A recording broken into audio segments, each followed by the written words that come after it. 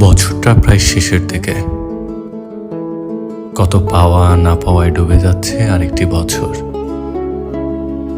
গত বছরও যে মানুষগুলো সাথে ছিল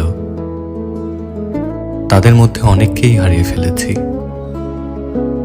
নতুন দিনের অনুপ্রেরণা হয়ে মিশে থাকবে হারানো মানুষের ভালোবাসার অনুভূতি।